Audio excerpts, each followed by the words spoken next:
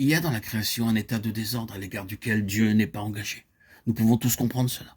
Il n'y a rien de très profond en cela, sauf dans la mesure où ce fait nous touche. Alors nous constatons de cet état de désordre dans la création de laquelle nous sommes une partie, et que Dieu n'est nullement d'accord avec cet état, avec la création dans cette condition. Cet état de désordre est contraire à son désir. Cette chose a cessé d'exprimer sa pensée. Cela est contraire à son attention et par conséquent, il ne peut être lié à cela. Secondement, il y a un lien étroit entre la mort et Satan dans cet état de choses. Ce n'est pas simplement un tout passif dans la confusion, le chaos et le désordre. Il y a des éléments actifs en cela. Nous pouvons dire que ce tout se présente comme ayant des potentialités.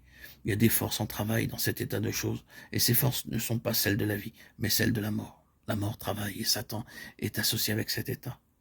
Troisièmement, nous voyons qu'un besoin se présente, un besoin défini par plusieurs aspects. Premièrement, une mise de côté d'ordre juridique de cette création s'impose. En parlant d'une mise de côté d'ordre juridique, nous voulons dire qu'un jugement doit passer sur elle, et sous ce jugement, elle doit être ôtée du regard de Dieu.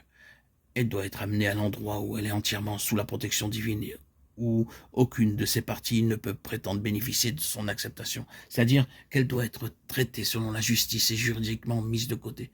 Cela constitue une condition préliminaire à tout ce que Dieu fera selon un ordre nouveau. Dans la croix de Christ, Dieu a ainsi traité la création. Secondement, une destruction réelle et potentielle de ce pouvoir de la mort et de Satan doit être mise en place. Examinons ces mots. Une destruction réelle et potentielle de ce pouvoir de la mort et de Satan. Oui, Dieu a fait cela en réalité dans la personne du Seigneur Jésus. Il a détruit la mort et celui qui a le pouvoir de la mort, c'est-à-dire le diable. En Christ, c'est un fait accompli. Christ, à la droite de Dieu, représente et proclame que cela est accompli. La mort est engloutie dans la victoire. Satan aussi a été détruit. Ce mot détruit traduit dans la version anglaise dite révisée par réduit à l'impuissance ne signifie pas ce que les gens comprennent habituellement. Parfois, en parlant de destruction, nous pensons au sens absolu d'effacer, de réduire à l'inexistence. Ce mot ne signifie pas cela. Réduire à l'impuissance veut dire, dans l'intention de Dieu, rendre totalement inopérant. N'oubliez pas que Satan est impuissant en tout ce qui concerne notre Seigneur Jésus-Christ à la droite de Dieu. Il ne peut pas le toucher personnellement et il le sait. Le seul moyen de le faire est de le toucher à travers ses membres. Satan ne peut plus toucher directement Christ par la mort ou par quelque autre arme. Par la mort, Christ a détruit celui qui avait le pouvoir de la mort. Cela est réellement accompli en Christ. Nous avons utilisé un autre terme, potentiellement. Cette destruction potentielle de la mort et de Satan est en faveur des saints.